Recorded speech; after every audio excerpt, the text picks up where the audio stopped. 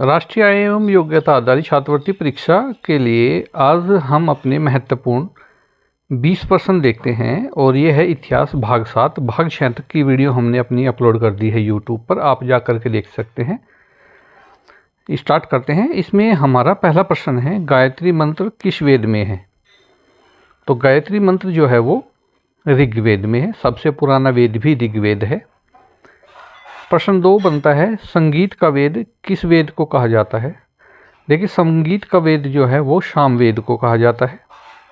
प्रश्न नंबर 3 है, गद्य व पद्य वाला वेद किस वेद को कहा जाता है? गद्य और पद्य वाला वेद जो है वो यजुर्वेद को कहा जाता है।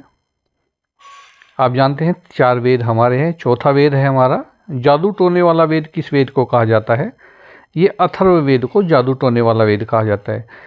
देखिए, इसकी मुख्य बात यह है, ये सबसे बाद का वेद है और ऋग्वेद सबसे पुराना वेद है। ये सबसे नया वेद है और ऋग्वेद पुराना वेद है। प्रश्न नंबर 5 देखते हैं, पुराणों की संख्या कितनी है? पुराणों की संख्या 18 है। बहुत महत्वपूर्ण प्रश्न है। छठा प्रश्न है हमारे लिए, ऋग्वेद में मंडलों की संख्या कितनी है? ऋग्वेद में 10 मंडल हैं, ठीक है। और ऋग्वेद में जो 10 मंडल हैं उनमें देखते हैं हम 7वें प्रश्न में कि ऋग्वेद में सोम देवता को समर्पित मंडल कौन सा है? सोम देवता को जो समर्पित मंडल है वो है 9वां मंडल। 8वां प्रश्न, दशराज युद्ध किस नदी के तट पर लड़ा गया था? देखिए, पुरुषनी नदी के तट पर लड़ा गया था दशराग्य युद्ध। नेक्स्ट देखते हैं प्रश्न नंबर 9, न्याय दर्शन के प्रतिपादक कौन है? न्याय दर्शन के प्रतिपादक महर्षि गौतम हैं। और योग दर्शन के प्रतिपादक कौन है? तो योग दर्शन के प्रतिपादक है महर्षि पतंजलि। प्रश्न नंबर 11 है, चरक संहिता नामक पुस्तक किस विषय से संबंधित है? चरक संहिता जो है वो चिकित्सा से संबंधित है। व्याकरण की पुस्तक अष्टाध्यायी के रचनाकार कौन थे? महत्वपूर्ण प्रश्न है, वेरी इंपॉर्टेंट, इसकी आने की संभावना बन जाती है।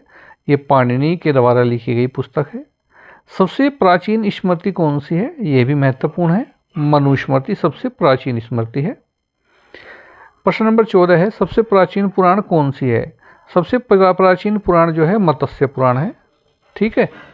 अभी हमने देखा, यहाँ पर मैं आपको दिखा भी देता हूँ एक बार, कि पूछा गया था कि पुराणों की संख्या कितनी है? पुराणों की संख्या 18 है और उनमें सबसे प्राचीन पुराण कौन सी दिखाई आपने? मत्स्य पुराण। 15 नंबर पर है, गायत्री मंत्र की रचना किसने की थी? गायत्री मंत्र जो रचनाकार थे उनका नाम था विश्वामित्र।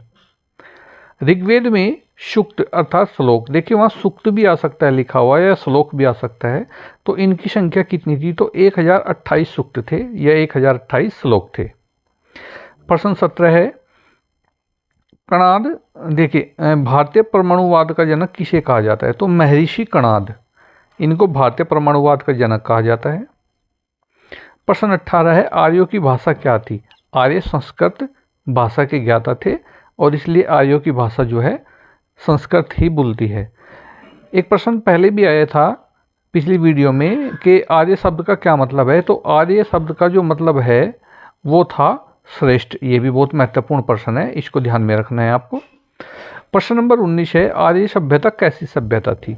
तो आर्य की सभ्यता जो थी वो ग्रामीण सभ्यता थी और जो मोहनजोदड़ो और सिंधु घाटी सभ्यता पहले हमने पढ़ी है वो नगरीय सभ्यता थी।